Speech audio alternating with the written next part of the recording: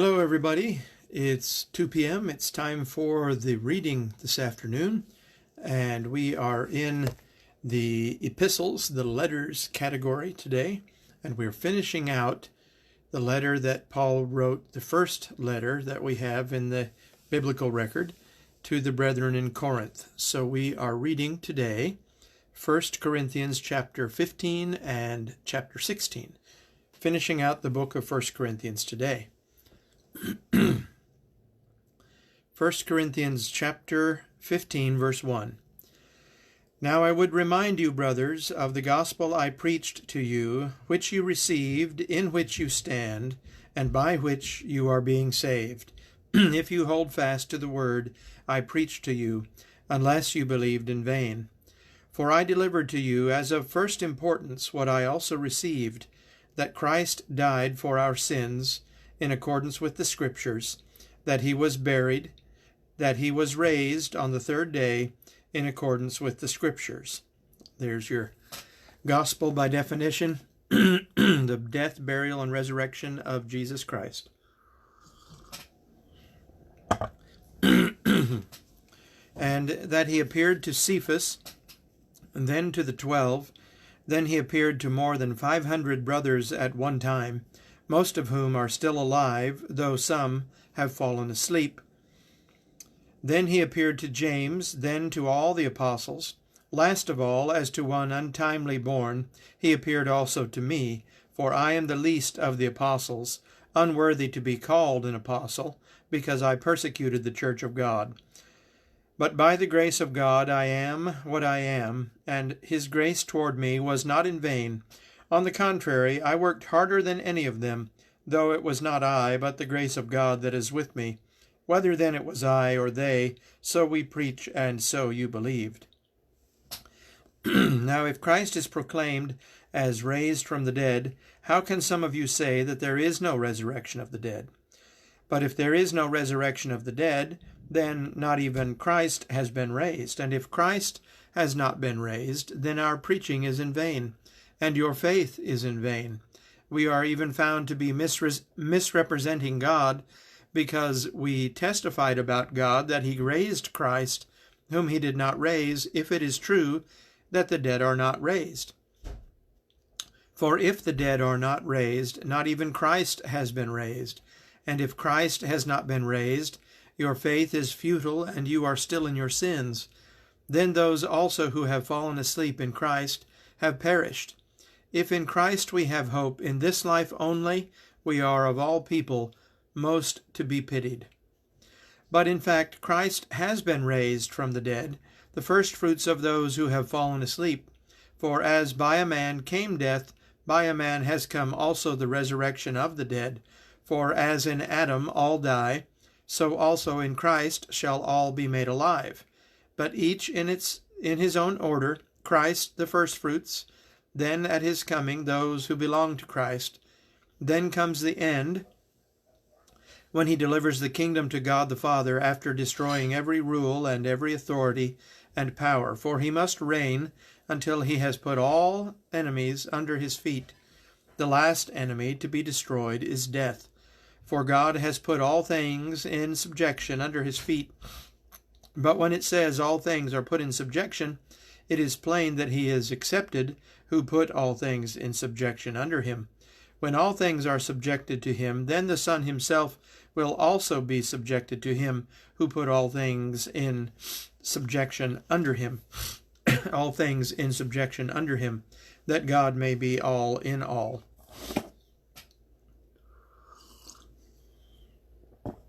Otherwise, what do people mean by being baptized on behalf of the dead if the dead are not raised at all? Why are people being baptized on their behalf?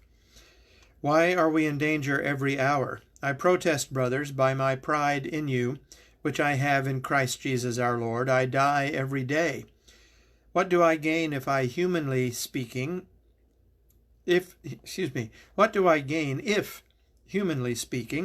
I fought with beasts at Ephesus?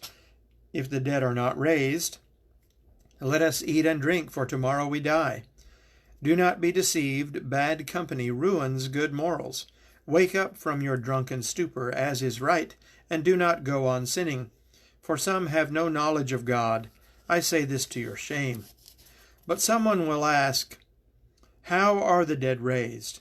With what kind of body do they come? You foolish person, what you sow does not come to life unless it dies.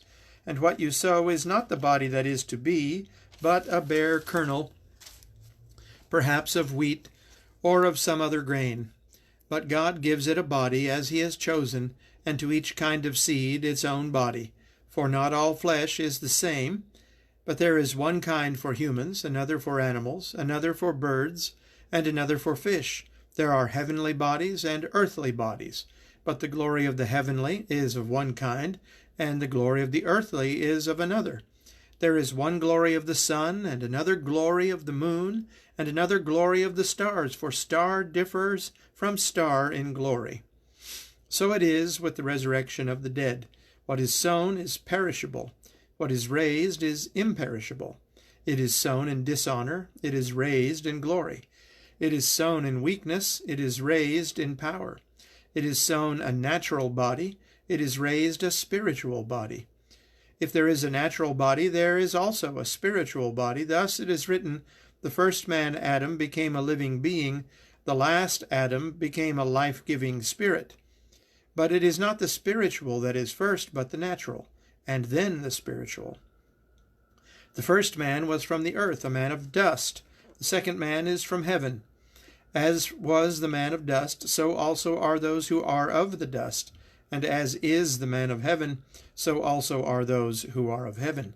Just as we have borne the image of the man of dust, we shall also bear the image of the man of heaven. I tell you this, brothers, flesh and blood cannot inherit the kingdom of God, nor does the perishable inherit the imperishable.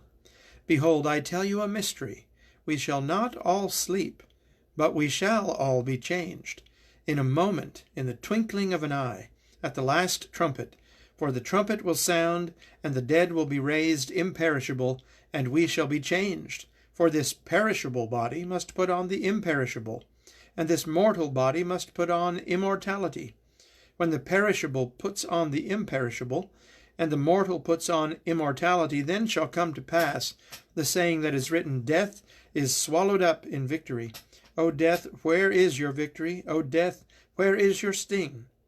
The sting of death is sin, and the power of sin is the law. But thanks be to God who gives us the victory through our Lord Jesus Christ. Therefore, my beloved brothers, be steadfast, immovable, always abounding in the work of the Lord, knowing that in the Lord your labor is not in vain. That was chapter 15 of 1 Corinthians. Chapter 16, the final chapter of the book of 1 Corinthians. Now concerning the collection for the saints, as I directed the churches of Galatia, so you also are to do. On the first day of every week, each of you is to put something aside and store it up as he may prosper, so that there will be no collecting when I come.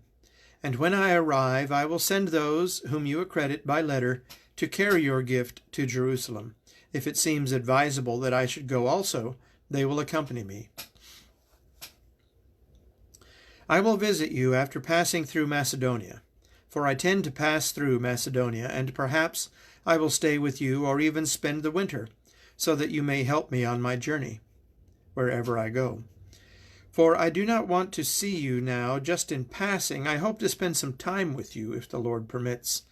But I will stay in Ephesus until Pentecost, for a wide door for effective work has opened to me, and there are many adversaries. When Timothy comes, see that you put him at ease among you, for he is doing the work of the Lord as I am. So let no one despise him. Help him on his way in peace, that he may return to me, for I am expecting him with the brothers. Now concerning our brother Apollos, I strongly urged him to visit you with the other brothers, but it was not at all his will to come now. He will come when he has opportunity. Be watchful, stand firm in the faith, act like men, be strong. Let all that you do be done in love. Now I urge you, brothers, you know that the household of Stephanas were the first converts in Achaia, and that they have devoted themselves to the service of the saints. Be subject to such as these, and to every fellow worker and laborer. I rejoice at the coming of Stephanas, and Fortunatus, and Achaicus, because they have made up for your absence. For they refreshed my spirit as well as yours. Give recognition to such people. The churches of Asia send you greetings. Aquila and Prisca, together with the church in their house, send their hearty greetings to the Lord. All the brothers send you greetings. Greet one another with a holy kiss. I, Paul, write this greeting with my own hand.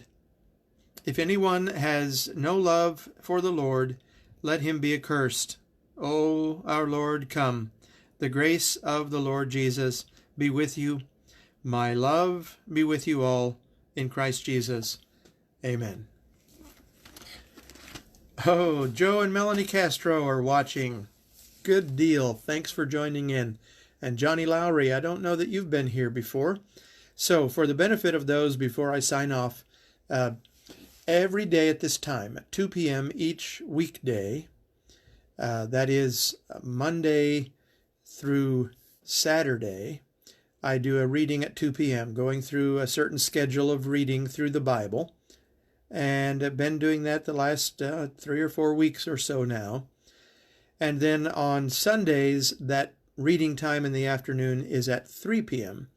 And that is so that I can attend services with different congregations around the country and not interfere with those and be able to do all of that.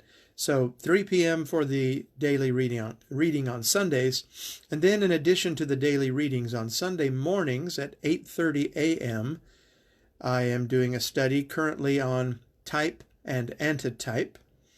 And then on Wednesday mornings, like we did today at 10 a.m., we are doing a study of the book of Luke. So just wanted to let you know, everybody who's tuning in for the first time today, we're glad that you found your way here. Kay Goings Fleming Wilson is here.